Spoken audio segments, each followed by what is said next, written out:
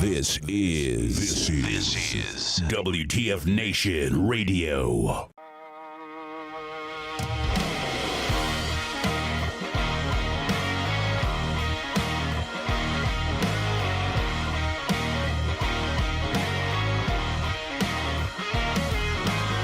Stand up for the things I believe in, but I don't always do what's right. I'm the only hell my mama ever raised, but hell my mama tried. I am the last of a dying breed. There ain't many souls left like me. I'm a man of my word, that's a guarantee. I'm the last of a dying breed.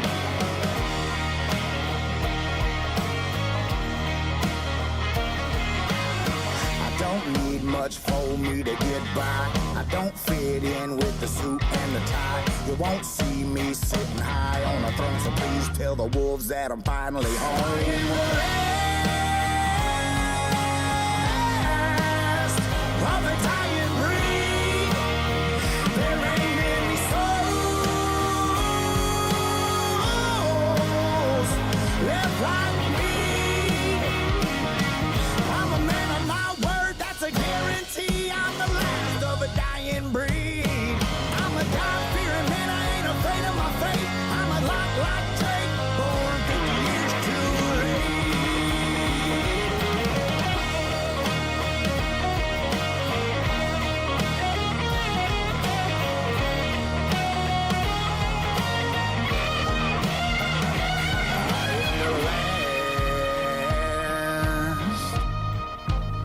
of a dying breed. There ain't many souls left like me. I'm a man of my word, that's a guarantee. I'm the last of a dying breed. I am the last of a dying breed. There ain't many souls left like me. I'm a man of my word, that's a guarantee. I'm the last of a dying breed.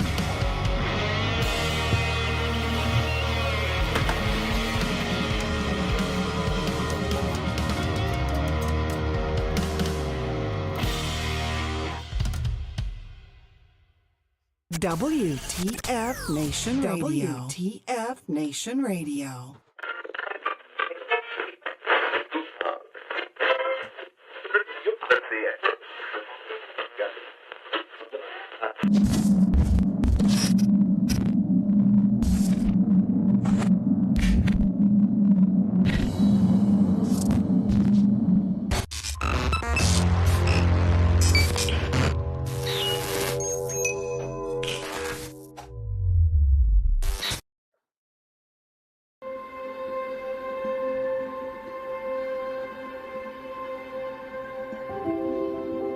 Lifting your neighbors up has been an essential part of American life for as long as there's been a flag to fly. You and I have a responsibility to be there for those who've been there for us. Our freedom,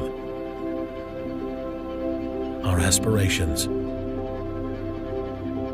But when the power of people alone isn't enough, it's time to bring in something with a little more horsepower.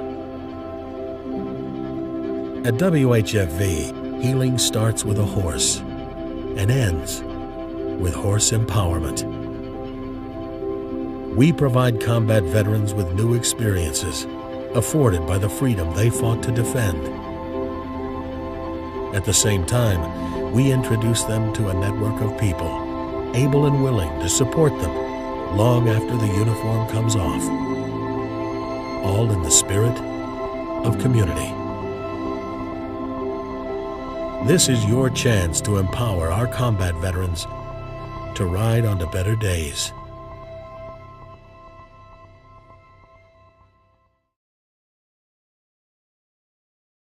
Everything stated on WTF Nation Radio is to be considered the opinion of the person that stated it, and not an official representation of WTF Nation Radio or U.S. Army WTF Moments. Price does not include tax, title, or license. Some assembly required. Each item sold separately. Batteries not included. Objects in mirror are closer than they appear. If conditions persist, contact a physician. Individual results may vary. Keep out of the reach of children. Avoid prolonged exposure to direct sunlight. Keep in a cool, dark place. And please enjoy the show. Shots.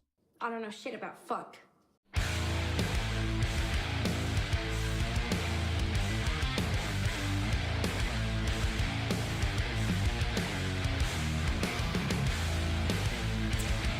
Hey, what's going on, everybody?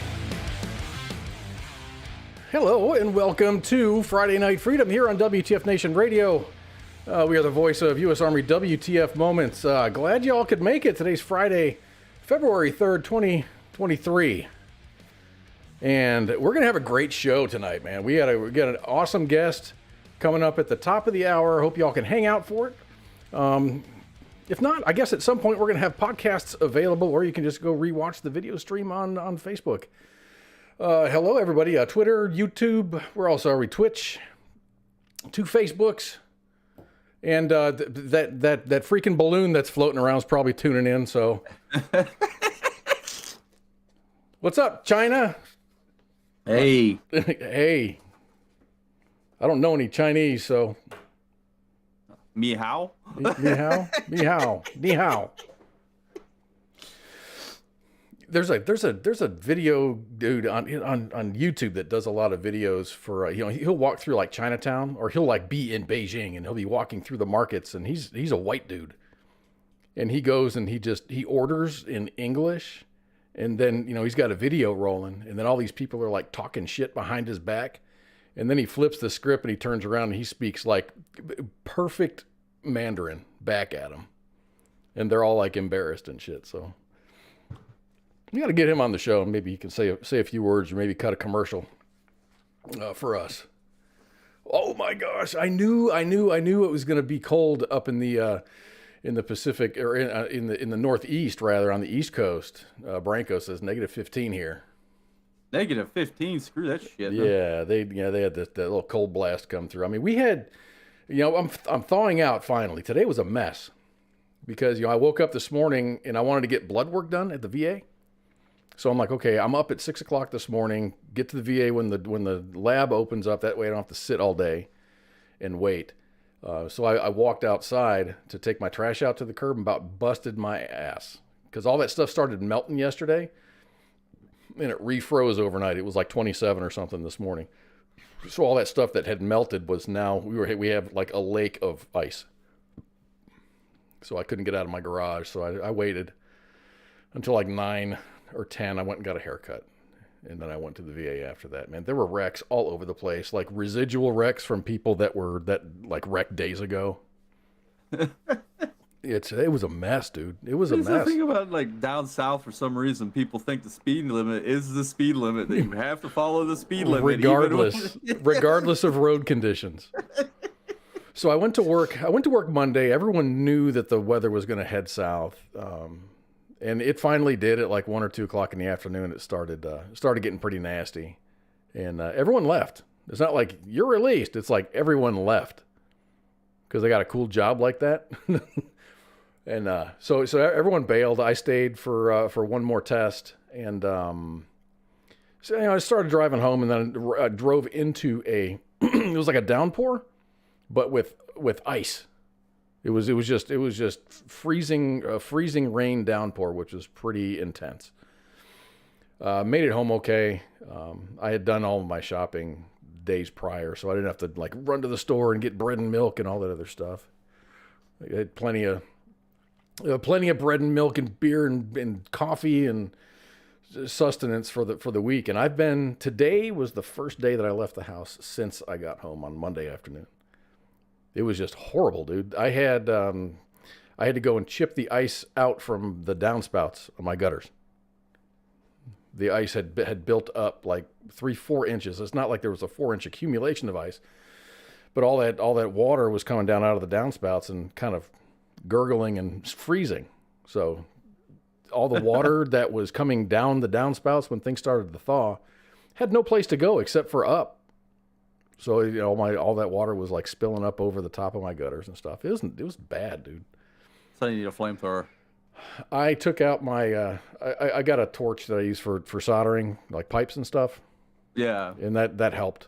That did help. I was just afraid to like accidentally catch my house on fire, or, you know, scorch the gutters so bad. Milwaukee, the heat guns. Heat gun, yeah. So you could, you know, real quick loosen them pipes up. One thing, I've got a metal cover on my deck, and there was a lot of ice built up on that, and I was like, crap, man, because you can, you know, when you knock on it, it sounds like you're knocking on a solid door instead of a piece of metal, which is just that, you know, it's, you know, 63 thousandths thick. It's not super, but it sounds really solid, and that's just because there was so much ice built up on it. And so I just fired up my grill and let it go, and it melted away pretty quickly, or it helped melt away pretty quickly. So do you have that cold weather yet, or is it not hit you, or is it gonna hit you?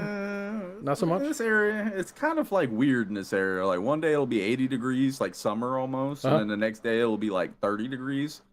So yeah, it's been giving me some like sniffle problems. You don't know whether to wear shorts or a jacket and shorts. Sitting in the house the other day, and it was probably 80 degrees out. It's 70 degrees in the house, and I'm wearing my thick Carhartt sweatshirt underneath, and I got my whoopee on top of me, and I'm sitting there doing this. And my mom thought I was dying from, you know, like she's like, you got COVID or something. And I'm like, no, my body's confused. I don't know if it needs a shiver or freaking, you know, sweat at this point. Temperature just won't stay. I mean, I'd rather it stay 30 degrees constantly and get used to it. Yeah. Yes. Yeah. I can't. This area is just so fucking weird with this weather. Yeah. I decided it wasn't worth it to turn my heat on. So I kind of traveled around the house with the space heater, and whatever room I was in is what I had the space heater in. 'Cause I'm not heating the whole damn house just for me, who's not in the whole house. I'll just heat the room that I'm in. That makes sense. So it worked out. At night. You know, I'd get cold at night. I'd kind of roll over, hit the on button on the space heater, fall back asleep, and then wake up and go, oh, I guess I'm warm enough. Turn it off.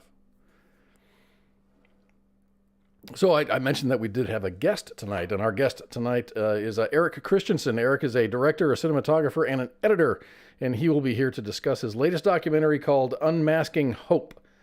From September 11th to sexual assault victims, a diverse group of survivors reveals their stories of trauma and the challenges they face as they try to heal.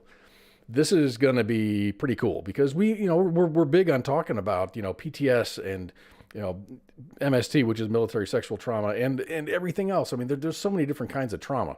I mean, you being a car wreck, that's traumatic. You might get robbed. That might be traumatic. There's so many different kinds of trauma that people experience. I don't think anyone can say, okay, there's 47 types of trauma, but you know, there's all kinds of different things.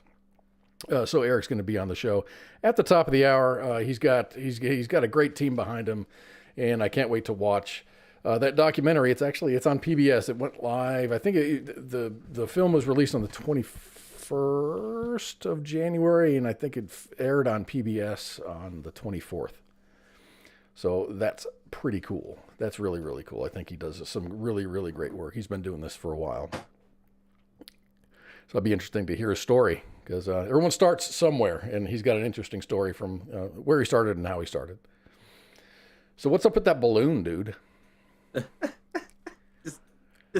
Just don't post anything relating to Biden family with the balloon because it'll get banned pretty quick. I'm not going to do that. Everything that I post, every graphic that I show is going to be real. I might have added a little bit of flair to it, but it's not disrespectful in any way to anyone. I promise. This whole balloon fiasco has me asking so many questions. Well, the thing, during Sergeant's time last night, you mentioned it. I think you threw it out there like right before the show, and then we paid attention. Everybody paid attention to it during the show, and I'm like, holy crap, that's a freaking balloon. Yeah. And no one's. It's not like someone's talking shit, and That's the real deal, man.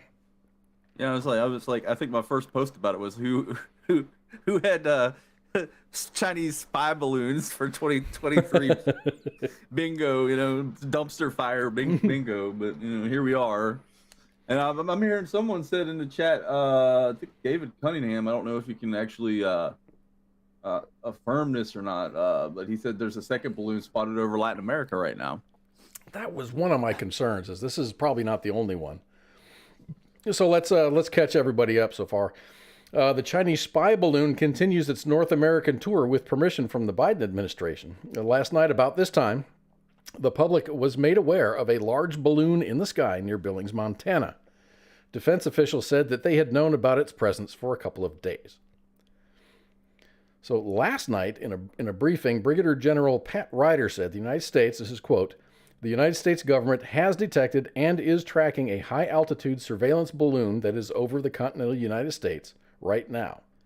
The United States government, to include NORAD, continues to track and monitor it closely. Okay, that's a good initial statement. But, I'm thinking, dude, where's the missiles, man? Fly a Air Force jet up there at about its max altitude. You got plenty of juice in that missile to take it down. But in the most recent location places it near Kansas City and is cruising around an altitude of 60,000 feet. The balloon is slowly making its way east, which means at some point it's going to be near Shaw Air Base in South Carolina or Fort Bragg in North Carolina or maybe even the shipyards at Norfolk. But, we flying right over top of my house. So, of course, diplomacy. You got to try diplomacy first, right? Yeah. So we said, yo, China, what's going on? And their initial statement was, oh, we don't know what's going on. We would never invade the sovereignty of another nation by doing this stuff. Let us do some fact collecting, and then we'll get back with you. So it's not yours. See, me hearing that statement. Oh, it's not yours, so I can shoot it down. All right, good. They had the conversation. All right, lock and load. So they got back with this, and they ended up saying that yes, it does belong to China. China said it's a civilian weather balloon that went off track. We all know that's a crock of shit. You just had the trajectory, the backwards trajectory of that, and that seems like a very specific trajectory. This is China, and it just went out, and we were doing weather. We just happened to shoot over an air base in Japan. It looks like close to Okinawa and stuff. Military assets in Japan. Then scoot on up into Alaska, where there's military bases in Alaska. And then scoot down through Canada right to where our our missile. It did. I thought it went. I thought it went like around the Aleutian Islands, but it went across Alaska. Mm-hmm. It went. Wow. If you like, and the thing about it is people are like, "Oh, it's just the wind and la da da da." I was like, there's some sort of propulsion system on that thing. I did read a story today that said that the balloon is steerable. It's they can steer it by whatever means. That's just what I should have done is pulled a jet stream map up and see if it even comes close to what the fuck this balloon's doing. Well, it does kind of follow like a standard jet stream, northern jet stream kind of. But it does, but still. I don't know. I don't know if you've seen the thing that I posted in our chat earlier about the guy saying had Trump been in, we would have just seen an explosion in the sky, and then a tweet for Trump saying, "Oh, I popped your bubble, Z. I burst your bubble." Like, oh, I can believe that. That was Tim Cook, right? No, that was someone on. That looked like that looked like Donut Operator. Might have been. I don't keep up with it. On Twitter, it's just I find on TikTok if I find something funny, I find it funny. I don't care who said it. So anyway, the administration has asked several times since last night they were asked why they don't just shoot it down, which is a legitimate question, and that's one of the questions that's on my mind. The Pentagon said the officials have assessed that shooting down the balloon would be dangerous, possibly creating a debris field and potentially hurting people. In my opinion, the best place for them to shoot that balloon down was in Montana. There ain't Montana, Wyoming. Yeah, there's nothing up there. Parts of Kansas, South Dakota. I mean, you talk about the epitome of a flyover state. I mean, if you're the unlucky son of a bitch to get hit by debris just because you're I mean, you know, they're the one who sent it. Blame China on that shit, no? I mean, China also sends aircraft or spacecraft up into space, and they just let their booster rockets fall to Earth. You know, willy-nilly. Damn where it lands. I mean, chances are every time once or twice a year we hear about that. Oh, we don't know where it's going to land. So everyone's tracking this shit. It could land on New York City for all we fucking know at that point. Yeah? And they would be like, "Oh, my bad." Our bad. So, you know, I wonder if they'll shoot it down when it reaches the Atlantic Ocean, or if they'll just let it fly away. You think? Tell you if that thing was starting to loiter towards, like, you know, DC, and I said that I think last night, is if it was hovering over the DC area, they would have been shot down. They wouldn't have cared about the debris fields. I mean, hell, they'd be happy to shoot a fucking Cessna down if it's flying anywhere near there during that, you know, that restricted airspace. New York, any of that shit, you know, I mean, you said it's flying over Kansas City right now. That's a pretty populated area, you know, just like it made it through Alaska. That's my big question is, did they not see it until like, oh shit, it's like until the news started reporting on it? Well, this statement that I read was last night. They said, yeah, it was like one of those. Yeah, we've seen this we've known this for the last couple of days. I mean, it's taken more than a couple of days to get from China to, you know, around the Arctic Circle and then near Alaska. It slipped into it. Did it just slip into the Alaskan airspace? And we were just like, oh well, whatever. Did they not give a shit? No, I've got like questions. Like, you know, my big conspiracy is what last month we had that massive grounding of all airplanes because of some fucking weird system failure, and now this shit happens. You know, like weird coincidences. Canada and the United States both had it. Now a fucking balloon slips through all of NORAD's airspace, pretty much. Just, hey, look at me. You know. I mean, so I don't know. I don't know if was NORAD sleeping, or they just don't have, or they're looking for something super fast, and they're getting. Yes, everyone's looking for the hypersonic, and a fucking snail rolls into your yard. You know, you're not gonna notice that shit. No? Well, it's like that question. Would you rather? Oh, what the hell? It was like, would you rather question. It was like, would you rather do this, or would you rather have a snail chase you forever, but if it touches you, you die? You die. Yeah, the immortal snail fucking thing or whatever. Yeah. So international waters, was that 12 miles? 12 nautical miles? I don't know, 14. I think, you know, as soon as that thing goes over the beach, you start yeeting missiles at that fucking thing. I'm just waiting for it to fly over like the Appalachians now that all the rednecks know about it. Man, there's gonna be like reports of people trying to shoot down with 30-06 fucking hunting rifles and shit. Yeah, they're not gonna come anywhere close to it, but yeah, but the thing about it is these idiots don't know that shit. They're gonna be fucking peppering their neighbor's house with fucking just people in the hospital with like random gunfire shots. Yeah, just but that debris field can kill people, you know, or you find that one really crazy hillbilly living up in the mountains has got some sort of surface-to-air missile that no one knows about, and he takes that shit, causes an international incident. Hell yes. We're going to start taking some, you know, donations for bail money for that good old boy.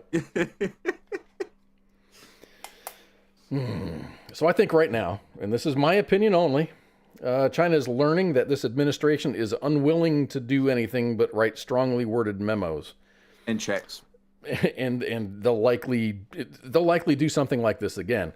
And who said that a balloon was spotted, or I don't know if there's proof. It's just one of those things where they won by South America. Yeah, someone said it somewhere in Latin America somewhere that there was a balloon. Latin America. And then I think Holly said something about one in New York. I mean, who knows at this point? Yeah, I heard at one point there were like 5 more inbound. I'm like, but I haven't found any, corroboration with all that stuff. So I don't know. I mean, I think it would be prudent for, U.S. intelligence to know what the fuck is on that goddamn, it looks like a tiny international space station floating up there. It does. It does have a Knock lot of it down and find out what the fuck is on it. You know what I was thinking? I think the best way to do it, to recover it, wouldn't be to shoot it down. It would be more like put a hole in the balloon, launch another weather balloon in its flight path, and have some fucker in a spacesuit kind of jump on board and hit it with a knife. Yeah, I do something. What's that game? Battlefield. Have him fly up in a Raptor, do a loop-de-loop, jump out of the cockpit, hit it with a knife, and then jump back in the cockpit, fly off. But you have to be inverted. That'll be a part of like a Top Gun 3. You gotta have that music playing in the background. What is it? Seven Nation Army playing in the background when you're doing it. No, I think something needs to be done. It's really frustrating to see the administration essentially do nothing. I don't know what's going on behind the scenes, but it just seems like they're going, and they actually say our number one goal is to get this out of U.S. airspace. I'm like, no, your number one goal ought to be to bring it down. I'm thinking they're waiting until it crosses into, I saw the projected flight path earlier on Twitter, I think is what they're saying. It's supposed to fly down past like Fayetteville or around my area. Yeah. And as soon as it gets across over, I think we're going to shoot. There's probably as soon as it gets over the water, it's going to get knocked out of the sky like almost instantly. I think that if it goes over the water, it's in danger. I think if it goes up the coast and back into Canada and then back around the world that way, if it stays over land, I think it'd be safe. No, they're going to, I think once it goes over water, I think. But the thing about it is I've heard like conflicting stories, like they briefed the president on this shit, and his initial fucking reaction was shoot it down, but then the Pentagon was like, no, that might be bad. We don't know what's on it. God, I wouldn't think that the Pentagon would say, nope, we're not going to blow anything up today. I mean, the thing about it is I keep hearing about like them saying payload and blah, blah, blah, and all these weird, I'm like, what the fuck payload are you talking about? Like what payload's all the stuff that's on it. They say what is, of course we don't use the metric system. So they said it was as big as three buses. 3 buses. You could have just, okay, cool. You could have said 4,000 fucking pounds of shit on there. All right, cool.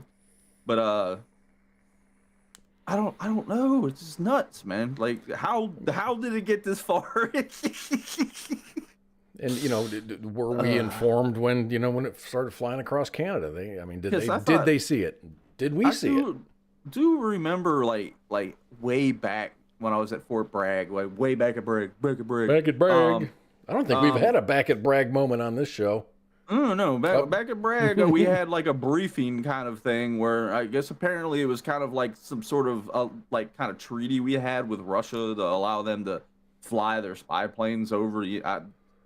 I might be completely wrong. I might have been briefed wrong on this. I might have not been paying attention to it. But apparently every now and then we would let Russia fly their spy planes across wherever the fuck they wanted to, as long as we could do the same thing. It's kind of like one of those, like I guess it was part of the nuclear agreement kind of crap. Yeah, like a tit for tat. You did it. Yeah, you could spy on us. Yeah, it's her turn to do it, and we got briefed on it. Like, hey, this is what's happening. Blah blah blah. Because apparently they wanted us to shore up shit and hide shit, because you know, protect your assets. But I mean, China on the other hand, they just willy nilly just said, hey, fuck it, we're just going to do whatever the hell we want, and that I think capturing it would be. I think it would be useful just to see, what do they have? How do they put it together? It's probably nothing major. But, I mean, there's if it's steerable, that means there's telemetry on there.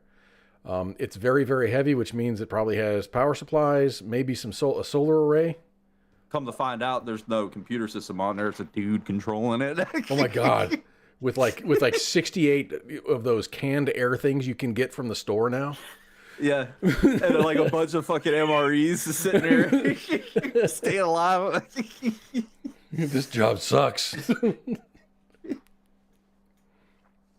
Yeah, I found out our only weakness is balloons. Yeah, balloons will do us in. I mean, serious note. This is an example for Russia. Why doesn't now Russia's be like, God, this is a great idea. Yeah, like holy crap! World War I technology freaking defeated the damn the greatest missile defense system in the world. I mean, four. You said 3 or 4 buses worth of weight. So, Michael says the question is, what is even capturing? Anything they wanted, they could have gotten from Google Maps. I guess with what they're doing, I guess they can get like real time. What is the real time lay of the land? And a lot of that stuff on Google Maps is obscured too. It's not redacted, but it's I was about to fucking jump on that shit real quick. Google Maps will smear, they'll smudge it, so you can't see what's actually there. It's like all the cool shit in China that we like to look at is smudged. Yes. There's places all around the world. Go over Area 51 and look at some of there's areas that are blurred out. They're like, what the hell? Like, not Area 51, but close to Area 51. Look over the bases that were in Iraq and Afghanistan. I used to do that all the time. Shit would be smudged out. You couldn't see anything. So yeah, that might be public information. And what's the other one that I saw that I keep seeing on Twitter? It's driving me nuts. It's a balloon. You can't steer it. You can't steer a balloon. You can direct a balloon. You can't steer it like a plane, but you can direct it with altitude and wind direction. Yes. Telemetry is a thing, I mean, it's like a sailboat. You really can't turn around and go backwards. You can't, but I mean, you can adjust it. You can adjust. I understood it was loitering over Montana for like the whole 24 hours. It was loitering around there. Like they were just adjusting it so it could do its little thing where it wanted to see, and now it's on its course. So last I read, it was close to Kansas City or some shit like that. No?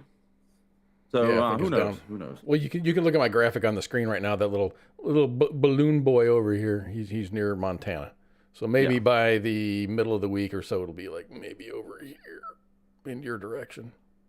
I mean, NORAD can track Santa Claus, but we can't track a fucking balloon. Well, maybe they still had the software loaded that would track Santa, which travels a whole lot faster than this little balloon does. They thought they had time to recover from the Christmas holiday. Yeah, no. So remember last week we talked about the robo-lawyer. Oh, yeah, the AI. We got it. There's already an update on that. So we already have an update on a story that we told last week. It's about the robo-lawyer. Do Not Pay CEO Joshua Browder hoped to make history by becoming the first lawyer to use artificial intelligence to argue a case in the court of law. The plan was to use the company's AI chatbot in a traffic case scheduled for February 22nd. Do Not Pay intended to feed audio of the court arguments into its AI chatbot. The robot lawyer would, in turn, provide responses to the unnamed defendant through an earpiece. And that chatbot runs off of a smartphone.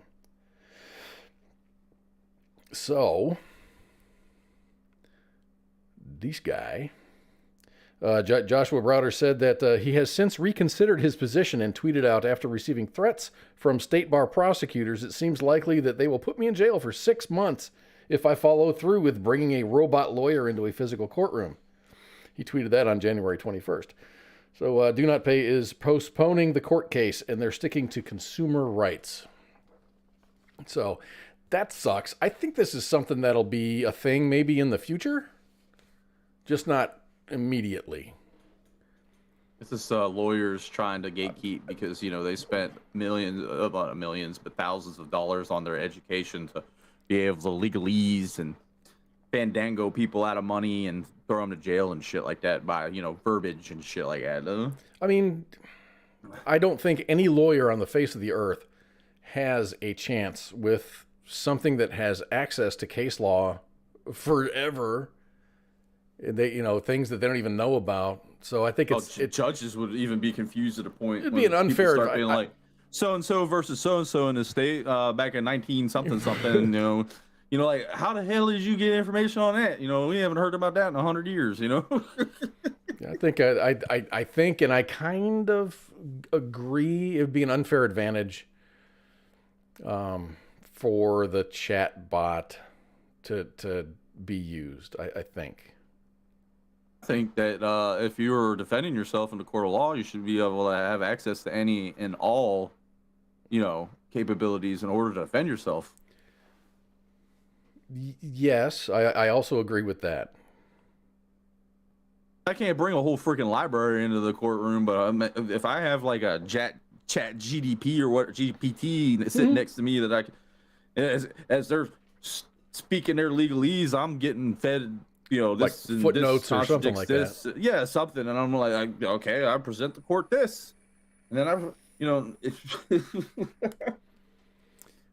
Patrick Lowe says Yes. use it for defense rather than prosecution. It was it was going to be used for defense. Defense only. I don't think the prosecutor should have access to anything like that. No. It's up to the state to prove their case. So yes, burden proof. Yeah, but it's a level that playing field. It's interesting. You can have computers, just duking it out, and whose ever computer blows up first. Oh, might as well have like freaking battle bots going on in court.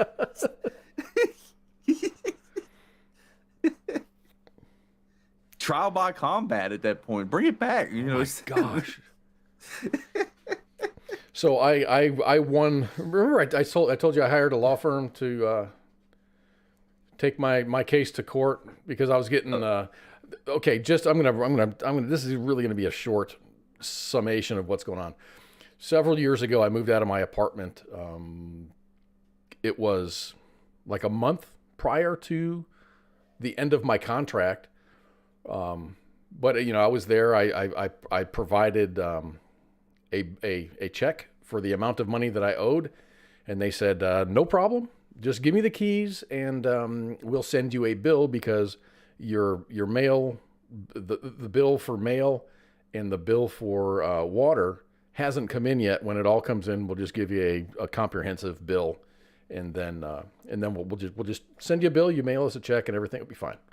I was like, great. Months went by, I didn't hear anything, and then all of a sudden I started getting letters from a collection company. So I spoke with the collection company and we talked about it. I provided my information, they provided their information. We came to an agreement, which was exactly what my calculations were. They sent me a bill. I paid the bill. And I thought everything was done. But years later, like 3 years after that was finished, I got another letter in the mail from a collection agency saying, hey, you owe this amount of money. And it was for exactly the amount of money that they had taken off of the bill. They took off all of the extras, all the processing fees and the bullshit fees and the, hey, it's Tuesday fees. And all those kinds of fees that they just add, processing fees and whatnot. So a different that apartment complex tried to come after me for that residual amount of money. And I said no, because based on all this other paperwork that I kept, this was the end of it, because it says, if you pay this amount, this is it. This is all you need. So I said, okay, fine.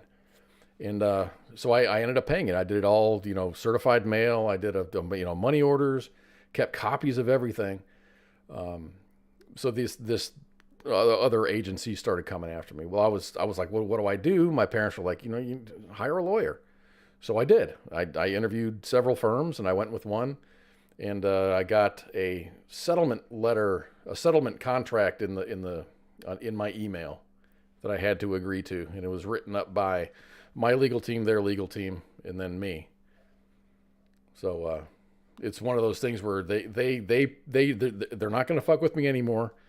They'll never send me a bill for this ever again. They're gonna correct my credit report. And they have to pay my legal team $3,000. So that's a win. I wasn't even looking for money. I just want them off my ass. So that was cool. It took a long time. I started this process, November. I thought it would be rather quick, but I didn't have to go to court, so that's cool. Didn't have to bust my suit out. Yeah. Very, very rarely do I bust my suit out. Like funerals and court and things and stuff. I'm down the one suit and it barely fits me. I gotta get it retailored. Or just buy a new suit, or just buy a nice pair of pants and a sport jacket. That's a lot cheaper. I mean, well, to get it tailored. I mean, I've spent a lot of money on it, so I don't want to just go out and just kind of. What's that, Patrick Los? I hope after the case ends, a voice asks, "Would you like to play a game of Homeless Reward?"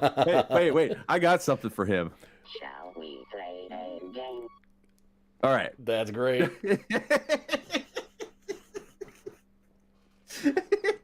That's very funny. He said that. I was like, wait a minute. Get my soundboard up real quick. I've got my soundboard open. So check this out. You don't like traveling at all, especially by air. I mean, I like trains, actually, to tell you the truth. I love traveling on train. Boats, I don't mind boats. I just don't like being in it. So, a pair of parents with a baby. This is parents with a baby. With a child. I got the old Home Alone little graphic up there. So 2 parents with Belgian passports were detained by police after they left their baby at the check-in counter at the airport terminal in Tel Aviv, Israel, while attempting to fly back to Belgium. The couple reportedly arrived at the airport to board a Ryanair flight from Tel Aviv to Brussels. They didn't have a ticket for the baby, and they wanted them to buy a ticket for the baby. I've traveled with my kids before. As long as they're a child in lap, you don't have to buy a ticket. That's in America. That's in America. I don't know what the way Israel does things. But I thought that was the norm. If you're holding your child, you don't need to buy what? I'm gonna buy a seat for my child that's not gonna sit in. No. So they didn't have a ticket for their baby, and after they refused to pay for another one, they seem to just have left the baby in a stroller right next to the ticket counter. They just walked off and went to the passport control, whatever their TSA, whatever the Israeli version of TSA is. You said they're Belgium, right? Huh? They're Belgian, yeah. Okay, so that leave the baby behind thing is kind of a social norm in Belgium, in that area. They'll just leave their babies sitting outside while they go and eat. Huh? I did not know that. Yeah, that's kind of like a social norm over there. $25, fuck it, let the kids stay here. Yeah, no, I mean, if they were going to the passport, in their brain, they're like, okay, the child's at the ticket counter, child's safe. That's the way their brains work. It's not like the United States where if you've got constantly have control of that child, or you're going to fucking jail. In the United States of America, we put children on leashes. Yes, it's commonplace to see, like, especially in some of the Nordic countries, it's commonplace to see children just sitting outside in their, like, it could be cold outside. They'll be bundled up, sitting in their stroller, just soaking up the sun. So that's a commonplace thing up that way. Yeah, I think that would freak me out a little bit if I saw that. That's the way they do it. Airport staff noticed what had happened and contacted police, who found the parents, and then they took them in for questioning. I haven't seen an update for this, otherwise I would have given an update for it. Yeah, that right there is like social norms kind of, clashing with each other at that point. I'm pretty sure Israel's pretty crazy like the United States is with, protecting children, and you got to keep your eye on the child at all time. But I know like Sweden, I think, look, they'll just let their kindergartners out in the fucking middle of winter just to climb trees and play and kick rocks and shit. So, I mean, that's just the way they are up that way. Like I said, in a different sense, like up in Montana, up in Bozeman, I mean, when it's wintertime and it's freaking cold and it's snowy and shit, you can park your car outside of a restaurant, leave it running, go inside and eat, and then come back out and then leave. That's not uncommon. In Virginia, you'll get fined fucking hella back for doing it. Well, at least there's at least one Army full bird colonel that puts his boyfriend on leashes. Barf, barf. Oh my gosh, I forgot about that. I'm like racking my brain. I'm like, oh, I remember that one. That was on YouTube. Silver Bullet. We got people on YouTube chat with it. This is great. I like the interaction tonight. This is awesome. Joe Dirt of the Middle East. That one I don't know. What else do we have? I mean, we got a lot of folks here tonight, man. Alan David's here. Vince Trevino's here. Branko, of course. Branko's always here. Branko's always. Yeah, Branko. At least he's figured out not to type everything in caps lock. He's doing really well. He's awesome. I'm so glad about that. I mean, for the last couple of years, the last few years, he's been really, really good. Yeah, I remember when I first started doing it. Oh, it was always like, I'm like, why are you yelling? Elizabeth is here. She said she didn't get a notification. You might need to go and double check your notification. You know, that Facebook likes to, do its thing with knocking notifications off of people's. So, I don't know. My Facebook's been acting kind of weird. I had we put out an ad, not an ad. It's just a post kind of advertising tonight's show. And I went to go share it, and it wouldn't let me share it. I clicked the share button, and it didn't do anything. Facebook has been acting real funny. Well, I mean, after I got my Zuck, where they completely booted me off of every freaking platform, including anything that I logged into Facebook with. Your Zuck alert went off? Yeah, no, everything. I had to relog in everything. I had to go into Facebook and type in a whole bunch of security codes that I didn't remember, and I had to go, just because I posted a picture of Hunter Biden flying balloons in his underwear smoking a crack pipe. But, just Chinese spy. So I guess we can talk about those things. We just can't post them. You can't post it for the world. It actually flagged me as posting porn. Because he's at what? That's what was that him in the diaper? It was him in the diaper, underwear, or whatever he was wearing. So it flagged me as posting pornography. Could you see his areolas? Maybe it was an areola thing. I don't know. I didn't realize a dude in Speedos was considered pornography, but I mean that's just Dahmer memes are on the list too. Yes. Oh, my cousin got permabanned from Facebook for posting the one where it was Jeffrey Dahmer sitting on a toilet. No?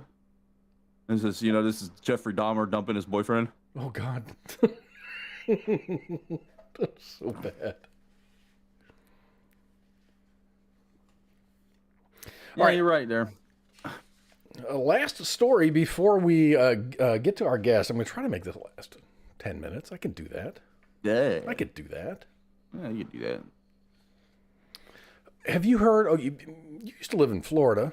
Was it down in Brevard? Yeah. Was it in Brevard or was it? Marion. Yeah. So Brevard was pretty close, I would say. Brevard's got a pretty killer sheriff's department because they're fun.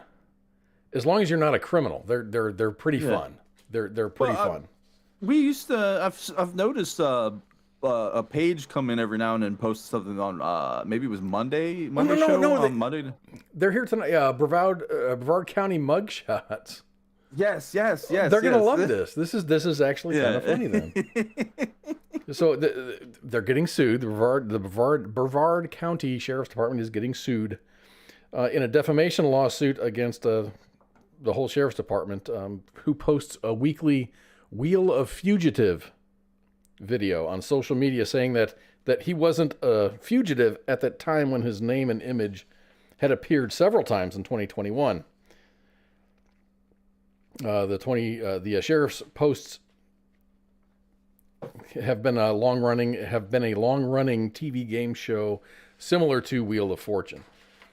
Basically, he goes, hey, this is the Wheel of Fugitives. Here's our contestants. And he names off 10 fugitives. And then he spins the wheel and it stops on one and he tells the details about that one.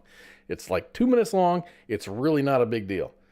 I guess the big deal is the guy that they landed on, which is the fellow I'm going to talk about, wasn't a fugitive, and he was out of the system. He had not done his time, but he had made agreements with the Justice Department there. But because the sheriff's posts, David Gay lost his job. He said he suffered emotional distress and is seeking more than $50,000 in damages. The lawsuit was filed last week in the state court of Brevard County along Florida's Space Coast. Gay's perspective. What? We just got a confirmation on the second balloon. Oh, really? Yes. Is it around in Latin America, like Mexico? Latin America, yeah. Latin America, does that mean what? Guatemala? El Salvador? Mexico? Our boss just posted that in a radio news article just probably about a minute ago. So just, not to derail the conversation of Brevard County, but I just wanted to get that breaking news out there. So, where did you leave it off? He didn't mean to. Well, the dude, David Gay, he got fired before he even started his job. His prospective boss called him as he was he said, as he was driving on his to his first day of work, and told him not to bother showing up as he had seen Brevard County Sheriff's Wayne Ivey wheel a fugitive the night before. So here's an example of what this guy is. So he stands. There's your sheriff. He's standing in front of this wheel. Got 10 people that are wanted by the sheriff's department, and they have a little game, and it goes a little something like this.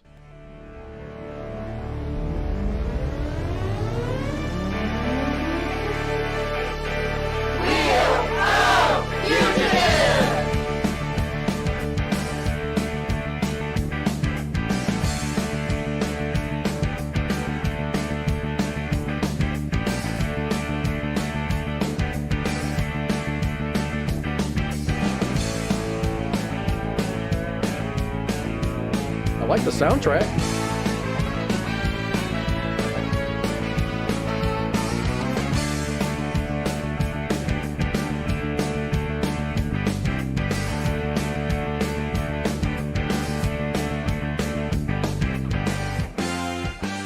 Hello, everyone. I'm Sheriff Wayne Ivey of the Brevard County Sheriff's Office, and it's Tuesday night, 8 o'clock. You know how I know that? Because it's time for Wheel of Fugitive right here on our Facebook page. Now, you know how this works, folks. Look at this wheel. I got 10 folks up here. All 10 of them need to find their way out to the Brevard County Jail. Some of them look like they need to find their way to a barber and some other stuff, but never mind that. We need to get them out to the jail so that they can get these charges taken care of. Let's give this wheel a spin, see who our fugitive of the week is here in Brevard County.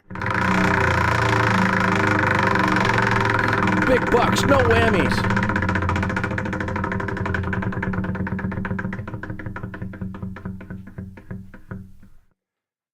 All right, folks, we are looking for Travion Trenton Curry. Mr. Curry is a black male, date of birth 2/11/04.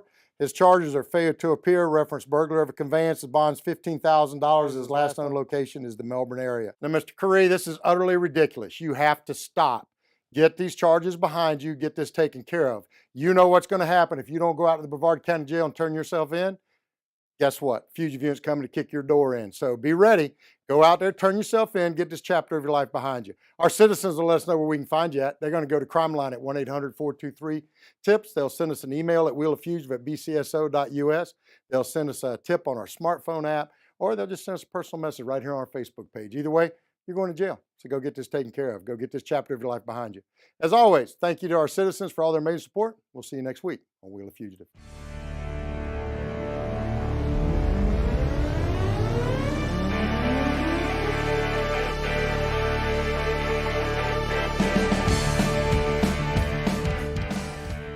So that's basically what it is. It's just a little game show. It's kind of a commercial. Hey, it's like a Crime Stoppers. It's like a Crime Stopper video. Yeah.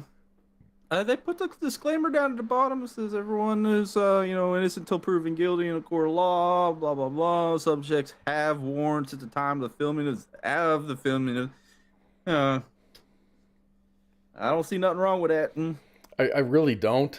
But, I did a little bit of research because Florida's a great state because you can go to the Justice Department in Florida and you can look up all of the dockets, all of the case dockets, anybody who's been accused, convicted, has been convicted, who's in prison. You can see where they are in prison. You can see what cell block they're in. They're very open with their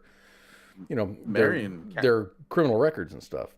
Well, Marion County, I remember where I was living in a Silver Spring area, like Ocala, Silver Spring area, going out towards the coast, more along towards like Orlando or whatever it is. There was a actual county farm where they would make well, they wouldn't make, I guess it was a volunteer thing, kind of get the out of jail faster card, but they had the inmates working in a freaking farm environment, pretty much raising cattle. That's food cool. For the, I mean, all the food would go to the, it would feed the jailhouse pretty much. So, I mean, and they're learning skills. I mean, there's nothing wrong with that.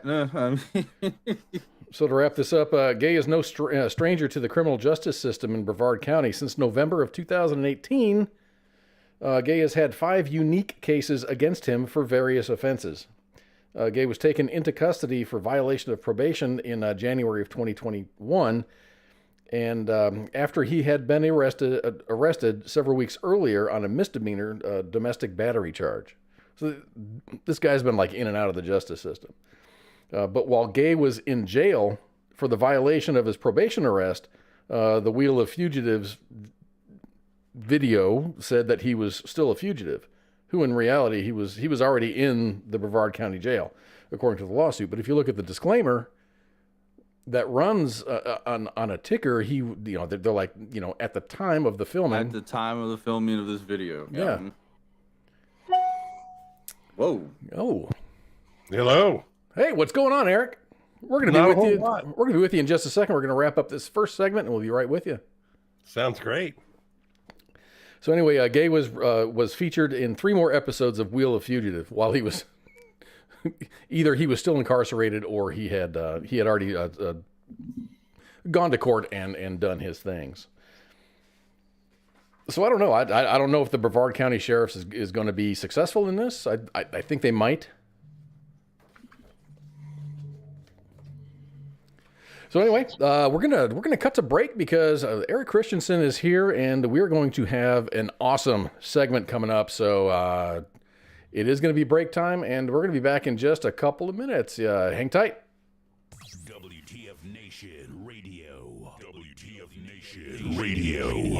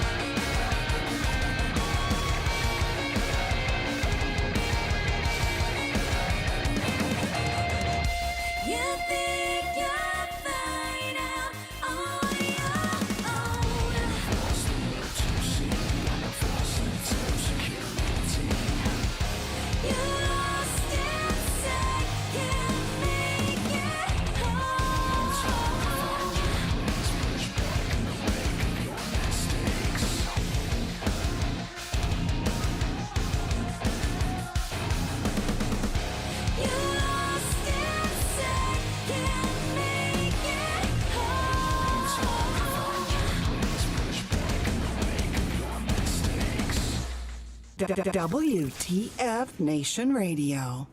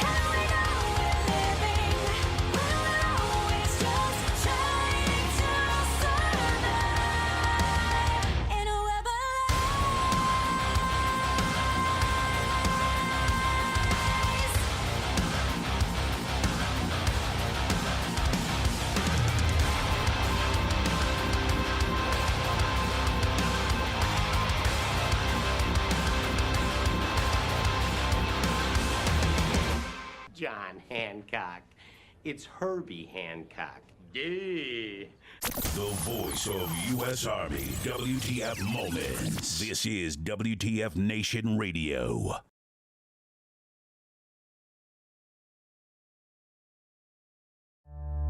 Loss and grief are intensely painful.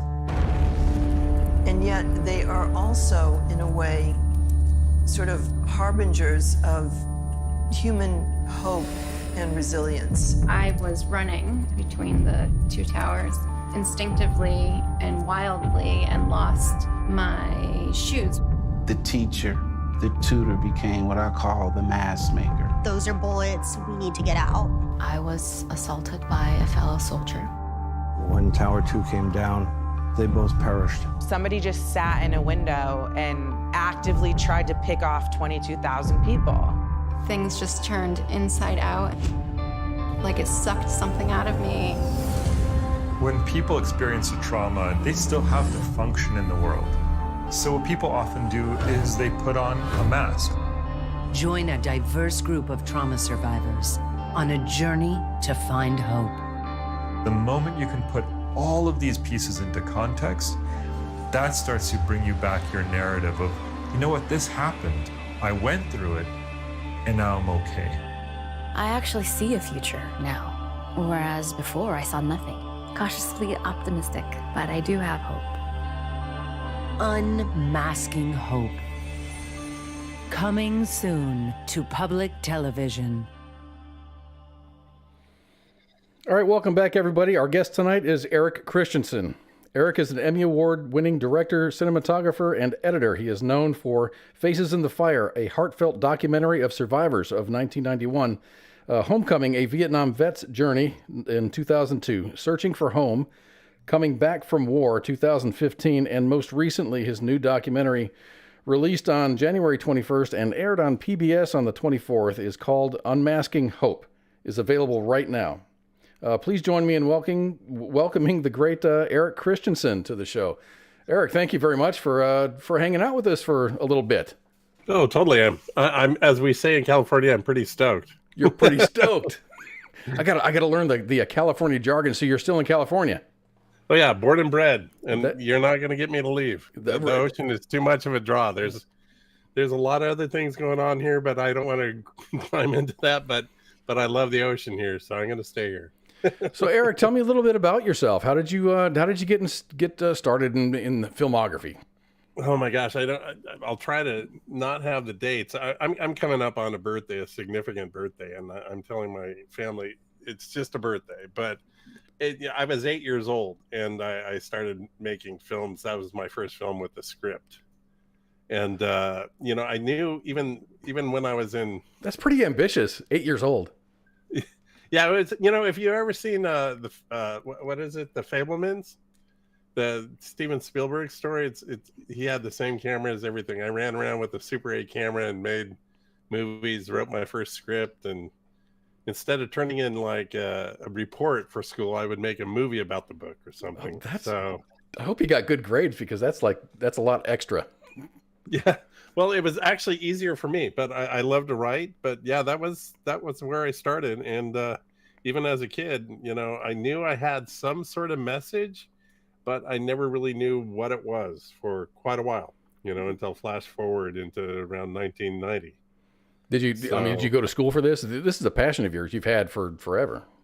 I went to California Institute of the Arts in the 80s, mm-hmm. and I can't say enough. I'm a really proud CalArts alumni, and it really opened my eyes to a lot of other disciplines, not just filmmaking. I hung out with the dancers. I hung out with the musicians. We had a gamelan drum room, which is these beautiful, huge drums, and there'd be these huge drum concerts, and it blew my mind, the breadth of art I was exposed to. And I brought a lot of that to unMASKing Hope. But I was already a filmmaker before, but it really helped me kind of refine a lot of things, and it opened my mind up to a lot of other disciplines that can intersect with film. So how did things change for you in 1991? Well, it was actually 1990, and then 1991 was a big year too. But 1990, I'm sorry, I'm getting mixed up. Yes, you're right. It was 1991. It was a Penny Cave fire disaster in June 27th, 1991. It was in Santa Barbara? In Santa Barbara, and I lost my home in that fire. And but it didn't. I didn't know what it meant for about 7 months. Before the fire, I was already drinking and drugging, not socially at all, pretty extensive, and in my business, it just was kind of normal. And I was an editor and mainly an editor then. And I worked with a lot of top clients, and then I lost my home in that fire, and it took me about 7 months to kind of figure out, whoa, this could be a reset, and I got to my bottom after about 7 months. I couldn't get loaded enough, and I couldn't not be loaded. And so the woman that's my wife now gave me this guy's card, and went and go meet with this guy, and I went to a little outpatient group, and then I was introduced to a fellowship now that I've had about 32 years of being with it, being that's active amazing. in this fellowship, and so I've been in recovery for a little bit. That's amazing, and it's kind of hard in your line of work. Yeah, it was initially, but now it's turned out when you're talking with your own production company, it kind of makes it easier. But if you're gigging for jobs and stuff, and it's just, you're in different environments, then you're in that environment, and it makes it a little bit more difficult. You kind of control your environment right now. Yeah. And it turned out to be one of my biggest assets. My recovery and my understanding of going through my own personal trauma and my own recovery actually allows me to empathize a lot more with the people I work with in my films. And that's been dozens and dozens of survivors and PTSD sufferers and people that went through various kinds of trauma that are in their own recovery path. And because of that, I can understand. I don't completely, I can't be in their shoes, but I can definitely empathize. And that's where a lot of my connection with my subjects and my ability to put these films together comes from.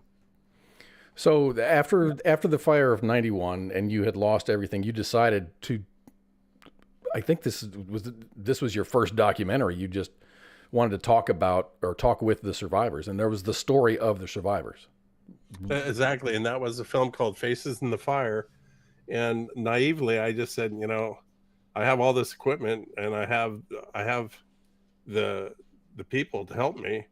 And this was before even digital editing or anything. And this is all old school stuff. A lot bigger, and it was a whole different kind of ball game. But yeah, I went in and I wanted to tell the story of how I was fascinated by how survivors could talk to other survivors, and it was very difficult to talk outside our group and have them fully understand. So I wanted to do a film that kind of reflected that, and it ended up being more about the grief recovery and the trauma recovery after the fire than it was about the fire at all.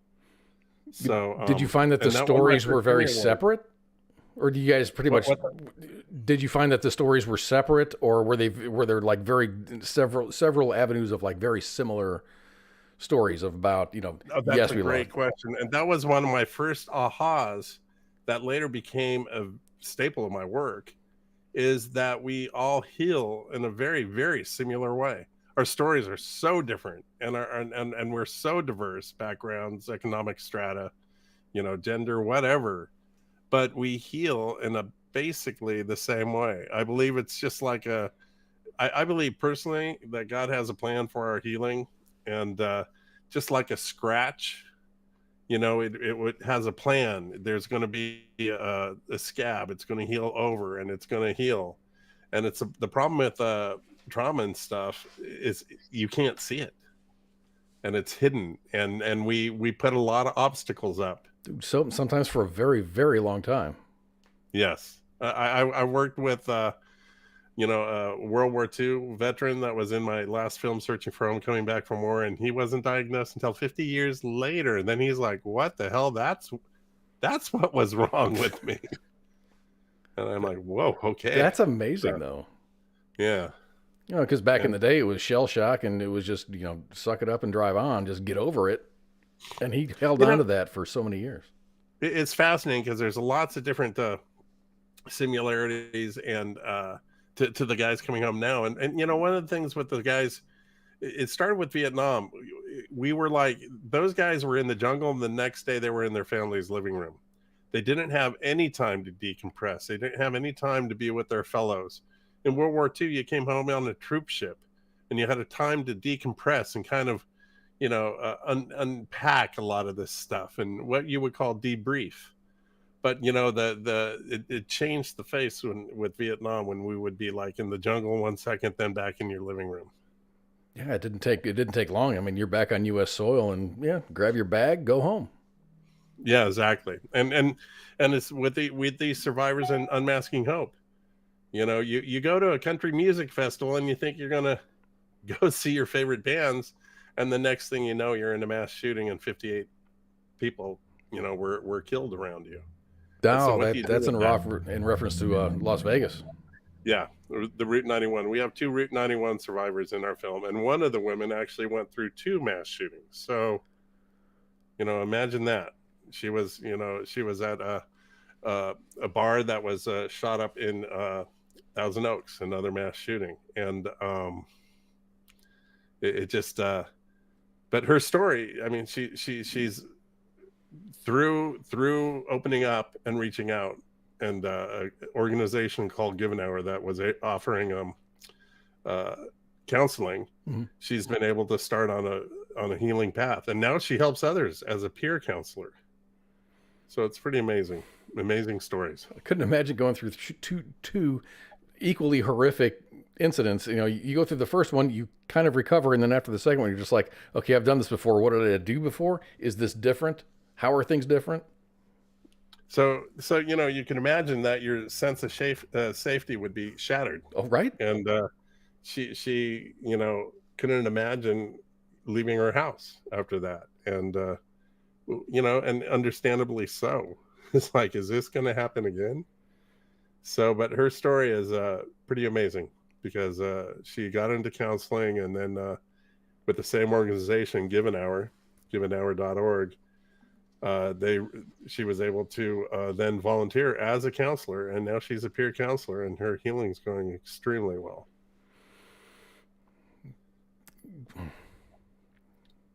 I'm just trying to picture that, having two, for lack of a better word, bad luck moments like that. And you're just like, you know, should I buy a lottery ticket? Really? Come on. That's the fascinating part about trauma is, you know, people try to figure out why it happened, you know, and the clinicians that I work with, there's no figuring out why. It just did. And that's a tough thing to kind of swallow. But once you can kind of swallow that and the truth of, you know, be honest with yourself around it, that's when it opens up for the healing. So but, since Faces in the Fire, you have been focusing more on the human story, and from what I've read is you just have a knack for capturing the human emotion and everything. It's your storytelling is just it's unparalleled. Well, thank you. I'd like to think that. And yeah, it just, I found my calling, you know, with Faces in the Fire. And then I did find my calling, and a light bulb went off with, you know, all these people are healing the same. Then the other thing that really fascinated me is that the individuals in the film, that they, just by telling their story and being in the film, they were healing. And then on top of that, when the film actually shows, and then somebody sees them triumph over their trauma, these people come back to the people in the film and go, wow, thank you for saying this.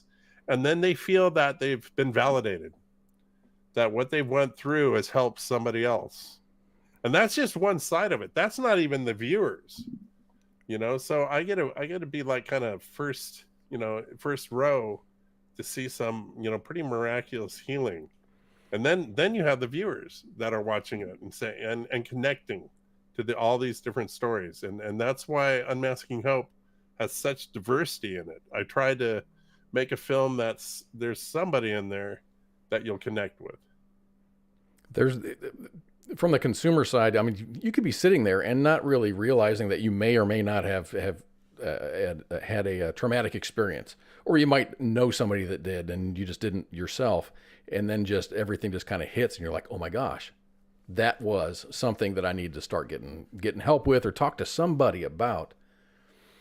And that's exactly what my, you know, prayer is with all my films, and my hope with my films is that it will be the spark that will instigate healing. And I've heard so many amazing stories about my various films. From after I did Face in the Fire, I did a film about the Vietnam vets based on a motorcycle ride from California to the Wall of Washington, D.C., called Homecoming: A Vietnam Vet's Journey. And that touched, I mean, millions also. And then my previous film to this, Searching for Home, Coming Back from War, which not only featured Vietnam vets, but veterans from all different conflicts, including the World War II vet I spoke of. And that was just a very big amalgam of diversity in the veterans world. You know, we had a female veteran, and then we had this World War II tail gunner, you know, and a female veteran from Iraq. And so what did they really have in common? And it ended up working. There was a lot of they had in common, and they were telling a very similar story. And so Unmasking Hope was just a logical kind of extension of that. It's like a next step. So I think this is all kind of like, since this is all about trauma, you can run these back to back to back, and this is like an expansion of the last. You know, it's interesting because I have these things called DCPs, they're digital cinema packages. It's where the film ends up, so you can go show it in theaters. It's in a cool little Pelican case. It's really just a drive, and I was putting them into my closet in my office, and I'm like, oh my gosh, I have all of my films here. Wouldn't that be interesting to show them back to back? I don't know if anybody'd watch. I think maybe that's such an emotional dump right there. I mean, I'm not bagging on you, but man, that's just so much emotion coming out. Yeah, I mean, it's and that's counselors will be available after the showing. Well, that's not a joke, because that's what we try to do at all our showings. We try with Searching for Home, Coming Back from War. We work with the vet centers, and the vet centers are veterans helping other veterans. And we always had a counselor available at any of the screenings, the live screenings, other than the theatrical. And at the premiere of my film, Unmasking Hope, Given our organization had one of our outreach organization, they had one of their counselors available that we called out early before the film and said, you know, if there's anything that really activates you, then we have a counselor in the back of the room and she'll be available in the lobby. And so it's just responsible. There's a responsibility to making these kind of films. Yeah, you start triggering those emotions and digging up some of the traumatic events that happened in the past. I think that that is definitely the most responsible way to go about that, because these aren't Disney programs. These are real. This isn't someone writing a story in a room and then saying, "Here, make a film about this." This is real stuff. It's very real, and that's another challenge as a filmmaker is I have to tell the story of the incident, but not be. I don't like the word trigger. The trigger is not a good word anymore in mental health. I like to call it activation. So there are people that will be activated. Activates an emotion. By certain pieces of the footage of the incident. So, for example, in Unmasking Hope, we took a very lyrical approach to some of the incidents, and we use very stylized animation. We use dance, and you hear that and you're like, how did that ever fit in?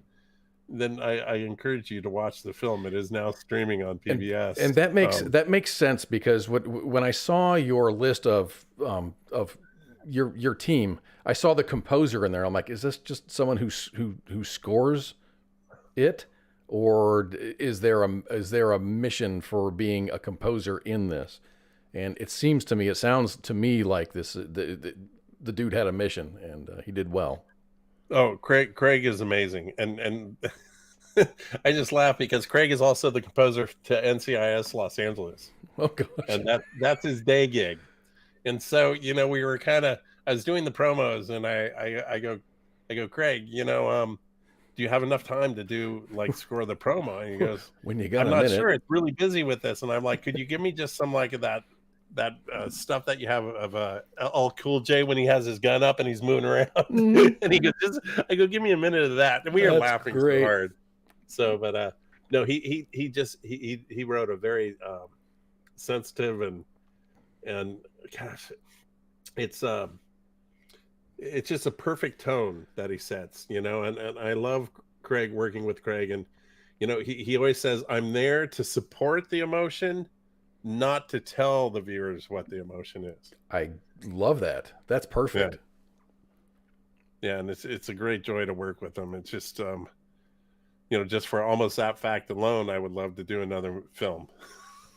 I really hope you don't, because this is all human tragedy type films that you do, and I hate to see that. I really hate to see that, but it happens. There's no way to get around it, and someone needs to be telling the story, and there's none other better than you. Well, thank you. And who knows what's after Unmasking Hope, but Unmasking Hope really is, and so many filmmakers say this, it really is one of my best films. And as I say, I go back to the very beginning and that back to one of the first questions, you asked me, it's like that message that I had, it's really, I know what it is now. And Unmasking Hope really ties up a lot of my life, and my experience at CalArts. As I worked with dancers at CalArts, I worked with some of the best animators, Andrew Stanton and Pete Docter. They're at Pixar now, and it's just all those people, and be able to put it all back together for a reason to help people heal. It was, it's been very satisfying, and I'm very proud of the film. Did it take long for you to find a team to work with? I mean, did you interview people and say, yeah, you're great, but you're not going to work emotionally, or for whatever reason, you're not going to work, and you chose the team that you have, like a dozen, I'm going to throw that out, plus or minus, and you're like, this is it. This is what we're going to move forward with. And, I've done so many films. I went back and I even went back to a friend of mine, Spencer Barnett's, and he's an amazing musician, and he's worked with Robbie Robertson and all sorts of amazing musicians. And I went back to him, and he did the title song for Over the Credits. And he said to me, he goes, finally you realize a lot of your friends are very talented, and it seems like he just went back to them for this film. And Craig's a good friend, and so these people were all around me, and I just reached out again. Ed Bell, he graduated from CalArts 2 years after me, and I reached out to Ed, and so we had a tight little group, but on this one, what I did, and I hope the two individuals don't hear it, I jettisoned my producers, as I didn't want to work with any producers. I produced it myself. I didn't need anybody telling me what to do on this one. You knew what you wanted. I had associate producers, and they helped me greatly. But man, I didn't need that feedback anymore. I wanted to do my own thing, and I was able to do my own thing. And I think for me, at my age right now as an artist, it was quite an accomplishment to make my own film. So you mentioned Ed Bell. Tell me about Paulette. Paulette's been, I just saw her a couple days ago. Paulette is she is a filmmaker in her own right. She's a voice director. She's in the PGA, the Producers Guild of America, and she's very connected. And, she's been with me going back to my team. She's been with me from when I was first trying to get Searching for Home, coming back from war off the ground. And she had a sound facility at the time and was able to help me, and we just worked together and for a long time. And she's a sound supervisor, and connected me with Gary Coppola, who was our re-recording mixer, and a brilliant guy. If you ever seen Boondock Saints, which is kind of it's a classic, he mixed that. That's his. It's funny. It's like, I was talking about that. He goes, sometimes you're just in the right place at the right time and you hit gold. Dude, that worked out, didn't it? He was a mixer for that. It's a classic. And so, so she introduced me to Gary, and we have, I just have this team that I work with. And so Pam, I think I'm most impressed with Pam, just because she's like a diehard veteran advocate. Yeah, Pam Pyre. Man, she's a dynamo, and she has an organization called the Wounded Heroes of Maine. And I met her doing Searching for Home, coming back from war. I interviewed her as a mom. Her son was a tanker, and he commanded Abrams in Iraq. And he was, I don't know how many IEDs he drove over, but the last one picked that Abrams up and turned it like a full 180. And if Abrams is something insane, like 60 tons. I mean, seriously. Yeah. And so he kept going. He had spider fractures, he had TBI, but he kept going because he didn't want to leave his crew down. And Pam's his mom. He's in the film. And that's how I met Pam. And I'm like, wow, I was so impressed with her organizational abilities, and she became a really good friend. And as I say, the Wounded Heroes of Maine, I just talked to her again. I just talked to her a couple days ago, and they just got a very big donation, and they're able, what they do is they help all the veterans in Maine, and in Maine, in California, I don't know anything about this, But at the beginning of winter, these guys need heating oil. And one of their programs is they go out and check on all these old vets and make sure their heating oil is ready. And apparently they really need it this week because it's going to be it's really cold out there.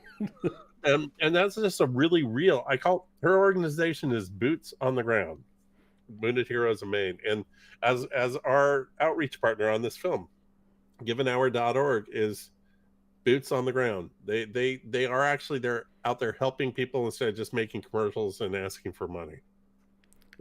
It's really good to put in the work, not just say things, but just actually put in the work. Yeah, so, I mean, check it out, givenhour.org, givenhour.org. And they started in the veteran space by volunteering clinicians for free therapy. And now they've expanded into all sorts of different areas in mental health, including trauma.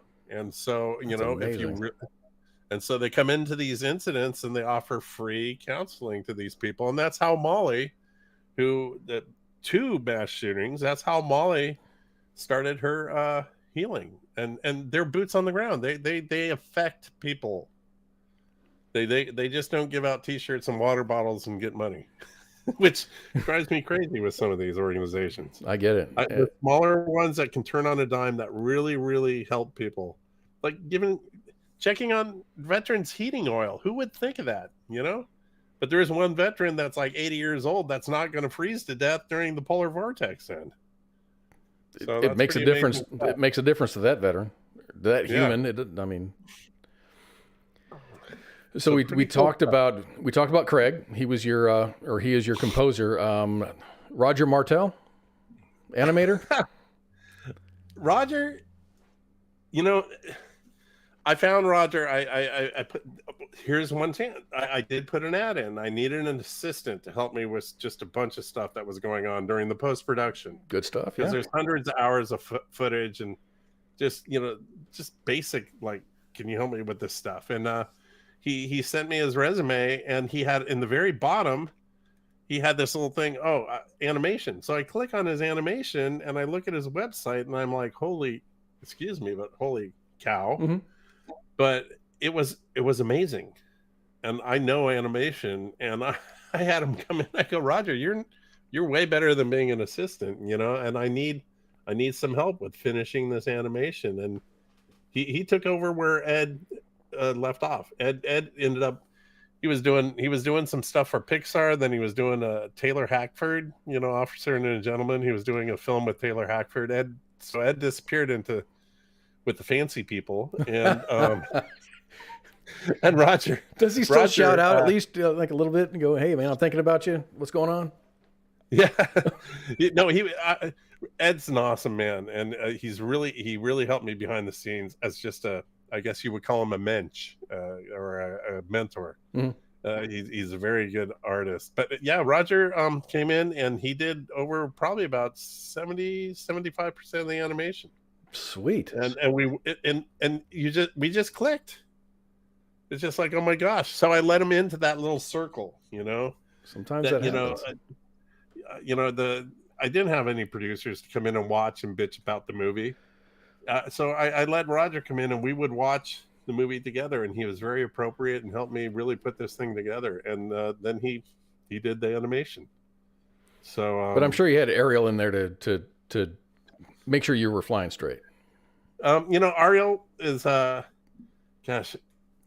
she was there at key moments, and she always is. And she's also my publicist. And she just, she's a class act, that's for sure. And she's very connected in LA with her PR. And she was able to get us certain things that, like the dancer.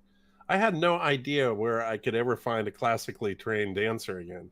I work with Alvin Ailey dancers at CalArts, and I'm like, gosh, how would I ever find, so I ran an ad and I ended up just getting hip hop dancers with huge booties. And I'm like, I don't want a hip hop dancer in my movie. And when I told her that, she's like, oh my gosh, I'm sitting on this board for this dance company. You need a contemporary dancer. And they're extremely highly trained. Yeah. And they're the real thing. And she found Shauna. Man, you got Berkeley down there. I mean, you think you'd have like your pick of dancers, you know. I right in did your if backyard. I wanted some fly girls. All right. No, I just didn't know where to go, and I'm like editing away, and I'm like, I'm going to put a dancer in this film. I mean, I can't just call Alvin Ailey. I worked with them before, and it's like, who are you? And so she was on the board of this dance troupe.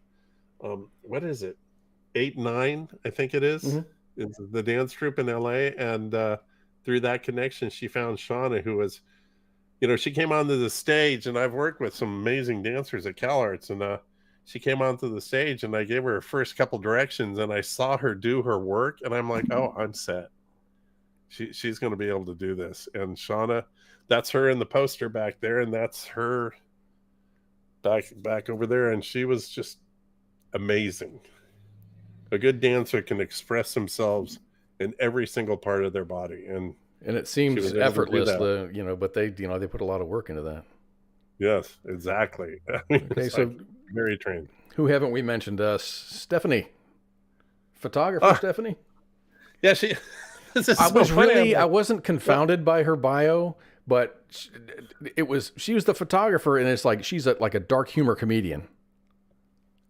She's a very interesting character, and now she works on dude ranches out in the middle of nowhere and doing photography. And I'm like, okay, no, but she really helped us in New York, and she's like born and bred in New York. And gosh, I remember being in Manhattan, and we're stuck in traffic, and she goes, "What the F?" And she gets out of the car, and she goes, bangs on the car in front of us.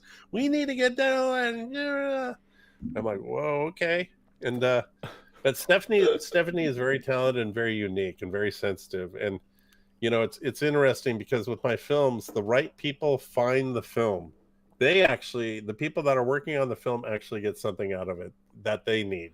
They need to hear and meet some of these people. And I think that was really true with Stephanie at the time that we worked together. And she just texted me the other day. She goes, she missed the premiere, and she's like, "Where can I see it?" And I'm like, "Oh yeah, well, you can see it on PBS Passport, the PBS app, and just like Netflix, you download it on your smart TV, look up unMASKing Hope, and there it is, and it looks great." So this isn't just a bunch of. This is kind of the artist side of the house on your team, but then you have a team of experts as well, because you didn't go into this blindly. You're looking at trauma and talking to people who have gone through traumatic events. So you had experts in the field that were on your team as well. In particular. Exactly. And I was really, I mean, I don't know to start with Amit first or let's save him for last, because he's the guy. He's the heavyweight, Dr. Amit Etkin. And I found him on Searching for Home, coming back from war. He went to Columbia University. Okay. And actually my son ended up going to Harvard. So every time Harvard and Columbia would play, I'd be texting him. I'm like, but unfortunately, I think during those years, I think Columbia beat Harvard. But anyways, that's a sidelight. But he ended up at Stanford University, and he had his own laboratory, Etkin Labs, at that time when I was working with him for Searching for Home. And he was specializing in obviously trauma and the associated depression, anxiety. They all come as a package. And he was doing studies, and that's what he's still doing, about the efficacy of treatments for people that are suffering trauma and depression. And so huge case samples, tens of thousands of MRIs and different interviews and stuff, in order to find a marker that will tell like a clinician, or even in the emergency room. If somebody comes in the emergency room, they can do some sort of assessment and see if this person is going to be predisposed to trauma and the associated effects. That's amazing. So now he is in the public space with his company Alto Neuroscience, and he's doing extremely well. And they are working with the big pharma, but not scary big pharma, because they're trying. Dr. Ekin is trying. Okay, let me kind of go sideways here. If you have depression, it's like 1 in 4 drugs will work for you. So it's kind of a crapshoot. That's not a lot of choices.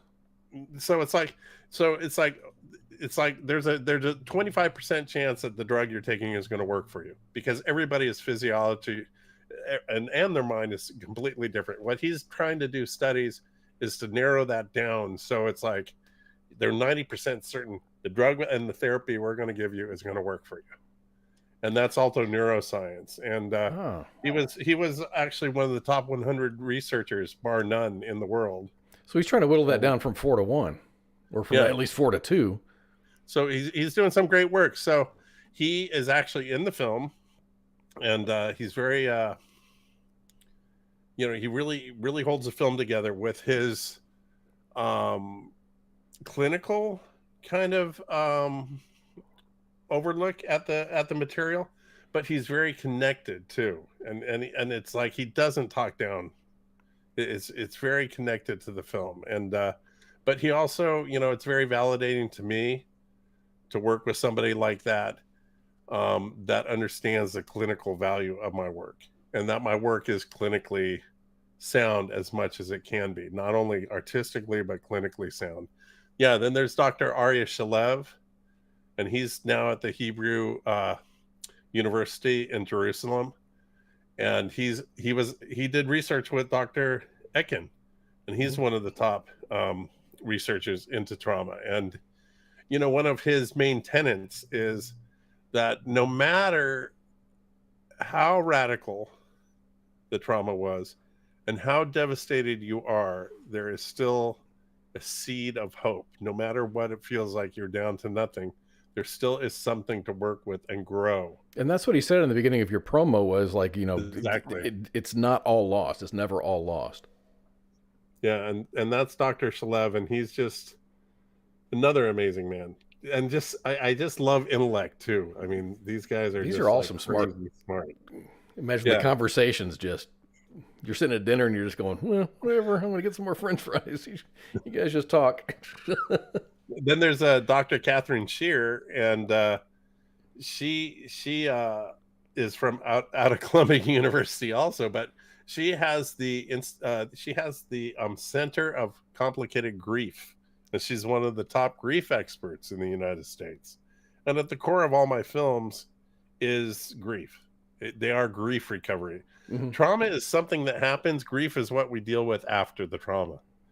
And so I guess grief is what you have to sort through to figure out just what the hell's going on. Yeah, it's a thing that lingers after the trauma. It's that loss. And and she says in the film that loss is mainly a severe a large desire to have things back the way they were. And but they never go back the way that they were. No. And that's part of the film, and that's part of something that we talk about with grief. Gosh, she sounds that brilliant. Loss is loss, and it doesn't we live with it, but how do we incorporate it into our narrative, our personal narrative? How do we incorporate that loss and that grief or that trauma? And yeah, so Dr. Shear was quite amazing. And Dr. Ross? Dr. Full name? Lori Margot Ross. Lori Margot. Oh my gosh, our mask expert. Okay. It's funny. She's awesome. But we only have like one scene with her. And what she says is so important. She literally is a physical mask expert.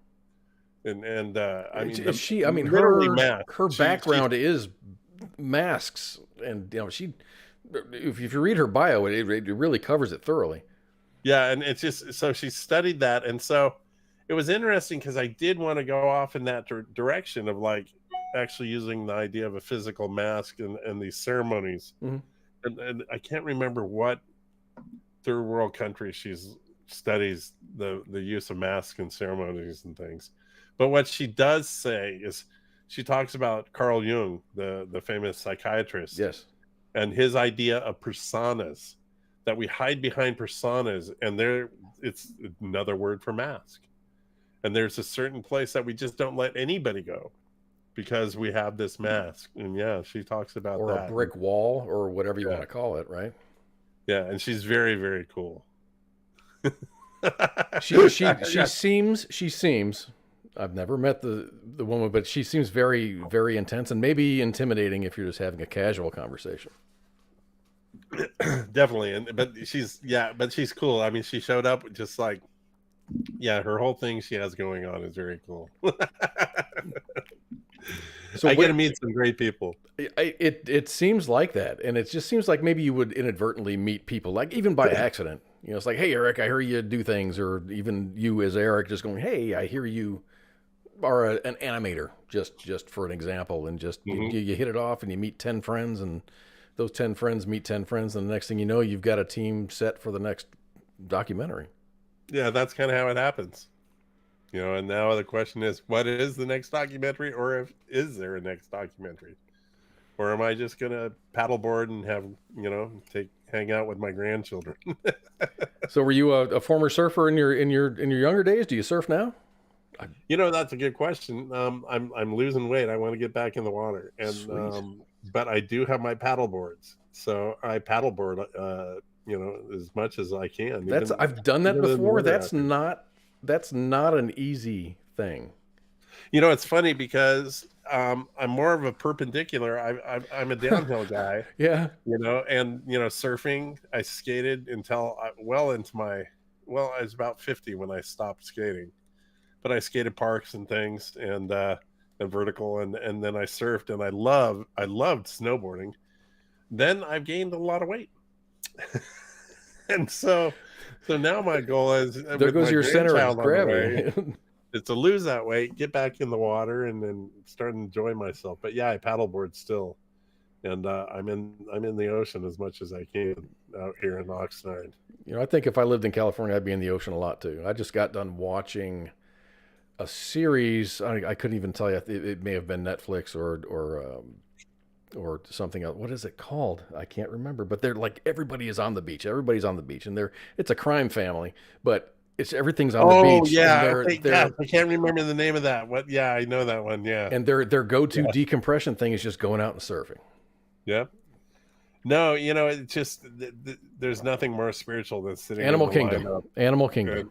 Yeah, there's nothing more spiritual than paddling out and sitting in the lineup by yourself, and you know, and it's interesting. I grew up as a surfer, kind of stoner dude, loner kind of artist guy, and then, you know, I thought maybe my boys might follow suit, at least with the surfing and everything, but they ended up loving football, and you know, my one boy played D1 football back east, my other one played Division II, but they still go back to, like, my middle boy just went snowboarding and he borrowed my snowboard and everything. I was really stoked. I'm like, okay, nice. See, your dad did teach you something.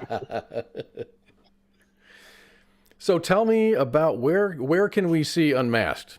And I know you've said this a couple times before. I just want to put this back out again. Yeah, unMASKing Hope is now airing on public television, and so you can just check your local listings for that. But the easiest way to really see it is on the PBS streaming app. They call it PBS Passport, or you can just, you know, Google PBS streaming and watch it on your computer. But the best way is just to download the PBS app onto your smart TV and then watch unMASKing Hope, and it looks great. I'm very excited about working with public television with the streaming, because it enables people to see it, you know, at their convenience. And yeah, so the PBS app, download that, and just like Netflix or anything else. And they have also a lot of other great content. But yeah, we're streaming on PBS right now, and also on air on public television. So you know, if you have a local public television station, look them up.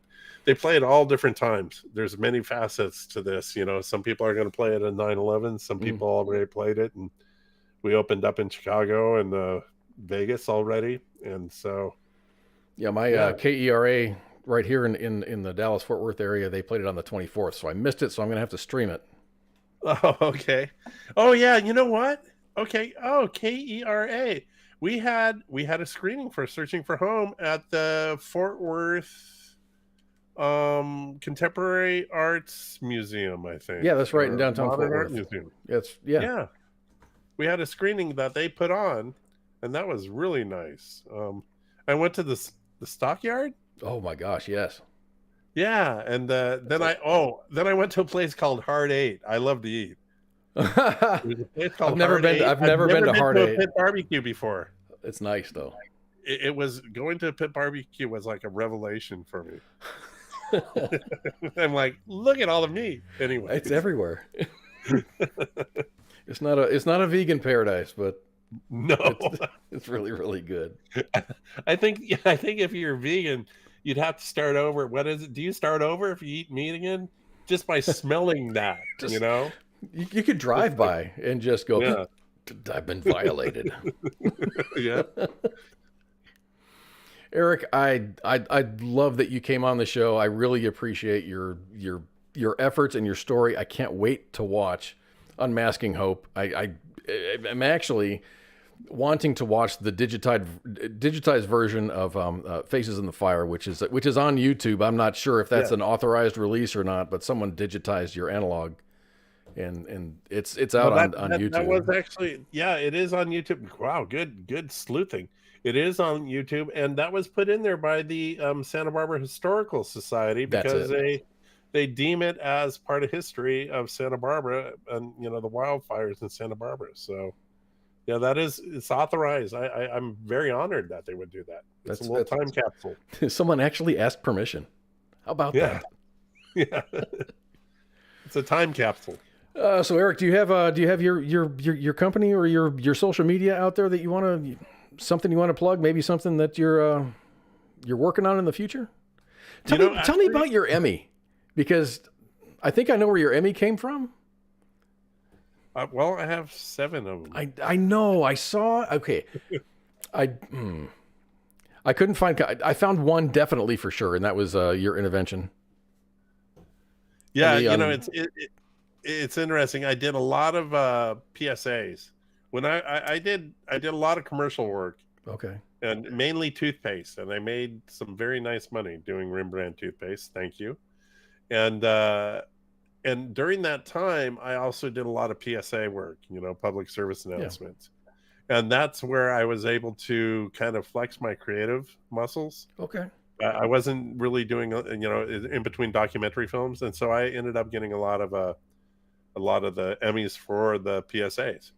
And then I believe the cinematography in one of my films, I got a Emmy and other things. But then I stopped collecting Emmys and I wanted to make money. And yes, there's nothing wrong with that. But then I started doing documentaries and I went back that other way again. So I think you're going to do very well with this. I can't wait to watch it. Thank you very much, Eric, for hanging out with us. Well, thank you. And please give it a watch on PBS streaming. So back to the social media things. Do you have any plugs to put out there? Just other than Unmasking Hope on Instagram and Facebook, I'm not. There's a whole nother story there. I know we're trying to close this up, but I've actually kind of went anti-social media. So Ariel deals with all my social media for my films. Good for her, and good for you, because social media drives me crazy. But as far as anything in the future right now, it's just getting back to work and taking care of my wife and waiting for the grandchild and living some life. Because this last Unmasking Hope was a 4-year odyssey. That took a long time because I saw ads from 2019. Yeah, for it, and it just got released. Yeah, we started in 2018. I thought it'd be a quick little ditty. We'd be done in about a year. Nope. And so now when people approach me and they're like, "Are you going to do another film?" I'm like, "I'm not too sure." How much film did you cut on the floor? Oh my gosh. We left a whole state on the floor. We went to Kansas, Wichita, Kansas, and we interviewed 5 different people. And we ended up having some difficulties with not only the people, but they just didn't fit in. And you know, when I got back to the edit suite, you know, it just, and then Pam called, and Pam goes, "Why don't you just cut out all of Kansas?" And when I did that, and then I watched what you would call a run out of just, you know, real super rough cut, I'm like, oh, there's the film. You know, it was actually getting in the way of me telling the story. And so you took a 2-hour film, made it an hour and a half, and you're good. Yeah, and I just had to, you know, I just had to get rid of that. And you know, it was tough because, you know, we spent a lot of money there, and we spent 2 weeks in Kansas, but I did find some really good diners. There's good barbecue. There's not bad barbecue. You talked about the barbecue in Texas. The barbecue in Kansas is not bad. Yeah, well, Wichita, yeah, there's some good stuff, but I was also introduced to breakfast pizza. These truck stops. I'm like, what the hell? Anyways. Hey, you got to cut that weight and get back on that surfboard, sir. Yeah, I will. All right, Eric, thank you very much for your time. I really, really appreciate it. Well, thank you. This has been fun. I appreciate it. All right, everybody, we are going to take a short little break, and then we're going to close out the show. Thank you again, Eric, for hanging out with us, and we'll be back in just a minute.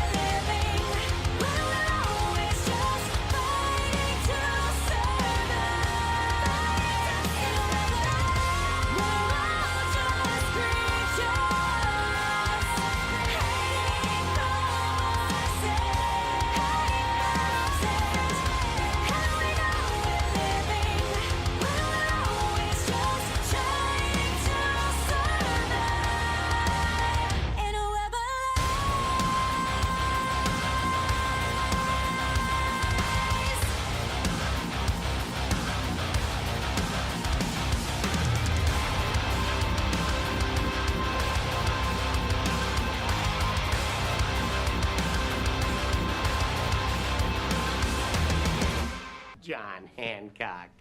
It's Herbie Hancock. Duh. The voice of U.S. Army, WTF Moments. This is WTF Nation Radio. And we are back. Thank you again, Mr. Eric Christiansen.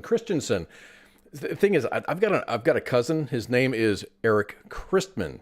So I've got to retrain my brain. I was talking to Eric Christiansen for hanging out with this man, talking about unmasking hope, and it's going to be on. It is on PBS right now. You can go to the PBS app or the PBS website. When I went to the PBS website, it is available there to watch. So I guess you can do that from your computer too. But it's really good because I think all of us, maybe not all of us, but many of us have suffered through some kind of trauma that we really haven't got some help with. And this might steer you in the right direction to get that done. I really appreciate Eric for hanging out with us on this Friday night. Actually, it's more like Friday afternoon in California, isn't it? What time is it? 9:07. It's like only 7 o'clock there. Yeah. So we're back, and I'm going to close out the show, but you said that there's like breaking news and stuff that we don't have confirmation on. No, I don't. I think the video's been debunked. I'm not sure. I saw some people mention it. There's probably a lot of crappy news coming out right now. Fox was rolling with it, apparently. Like, there's an explosion, and la da da. It's the Sputnik again. It's exactly what we're dealing with right now. Oh, look, there's a balloon in the sky. We're living in the Red Scare of the 1950s when they put Sputnik in the air for the first time. Explosion in the sky in Montana, but the balloons in Missouri.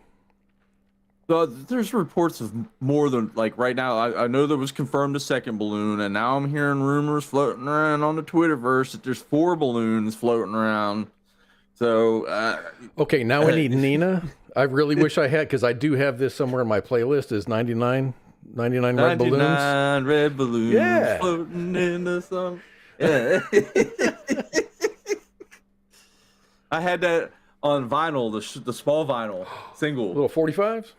Yeah, I had it on the small one, and on the front side was the English version, and on the back side was the German version. The German version. Yes. 99 Luftballons. You don't get stuck or you're grounded. Oh, well, I'm not. I ain't doing nothing. We haven't done anything illegal. Everything that we say is something that has been reported. We're not making shit up. I mean, look at this picture right here. I mean, you got this. Rasputin. Here it is. That kid there, and that same kid, not coincidentally, is right there above Montana. Right there. That's the Chinese balloon.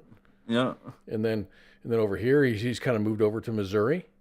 These are all facts. These are all facts. I don't know. Some people were reporting hearing a loud explosion and then seeing shit falling from the sky, and people were debunking it as contrails or something.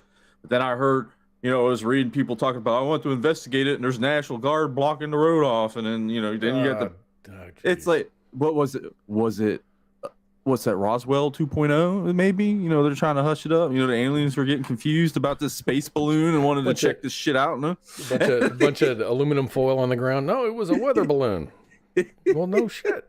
It's a Chinese weather balloon. Yeah, damn. Who knows? I mean, don't get sensationalized. Let's give it a few days. Let's give it I mean, really, I'm seriously 2-3 days to have all the facts kind of get sorted out before anyone starts, I don't know, grabbing their go bag and getting out. I start bugging out because, end of the world. We're going to bug out too. We're going to bug out too. It's about that time. No, where are you going to bug out to? Let's say if you had to bug out now. Me? I'm fine where I'm at. No? Exactly. Don't need to go anywhere. The closest thing to me that could get blown up is Charleston, and at that point I don't have to worry about the shit because I'm going to be vaporized. So let's take care of some housekeeping here. So CQ, the Pop Culture Warrior, is out this week, but there will be no show on Tuesday. However, you may or may not see a flurry of pictures and maybe some video shorts from him, as he will be on location from the because I guess they're preparing for the Bowl this week. So he's going to be out there talking to people, doing things and stuff, and shaking hands and kissing babies and things like that. And the thing is, he's not done after that, because after that, he's going to be at the Fairpoint convention where he will likely meet back up with Carlos and Riley Alizraki. If you saw that episode, there are two voice actors. They're going to be there. I'm sure they're going to catch up, and there's going to be a whole lot of other attendees there.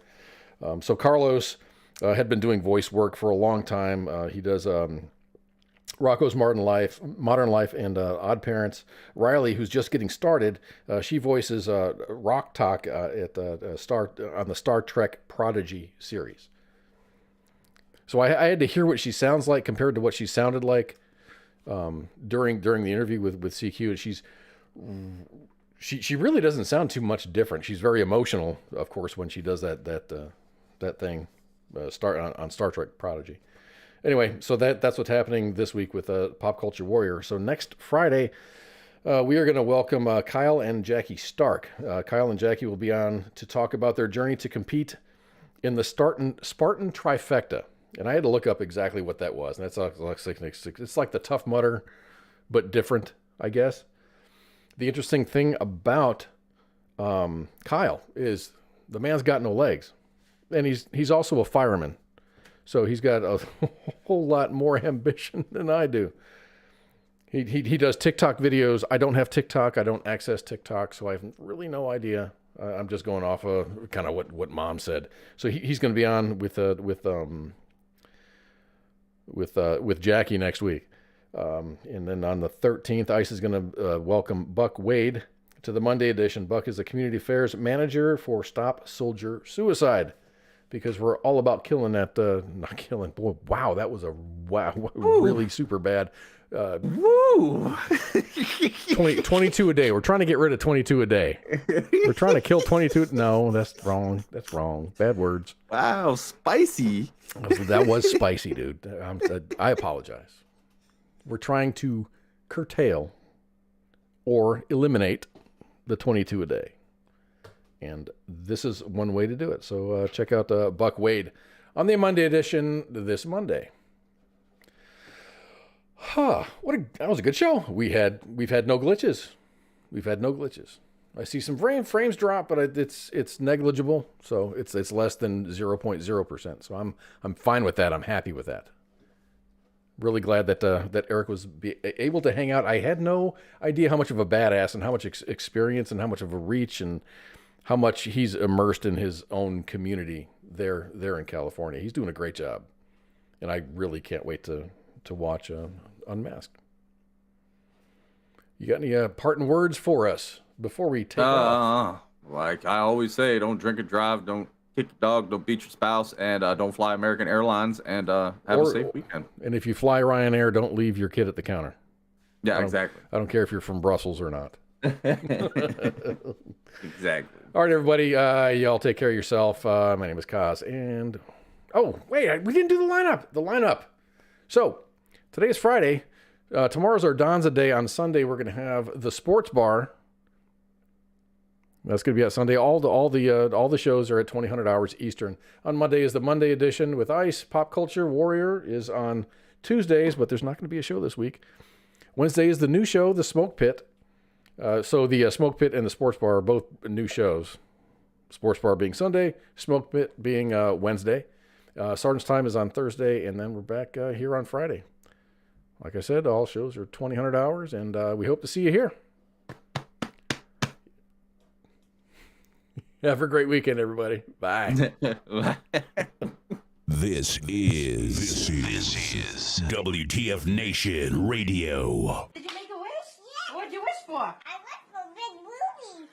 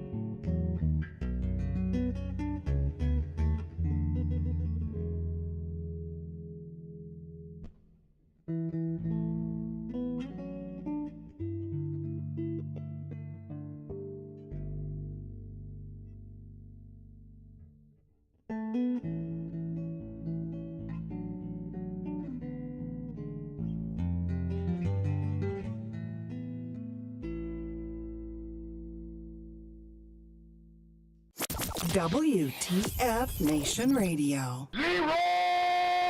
Dragons!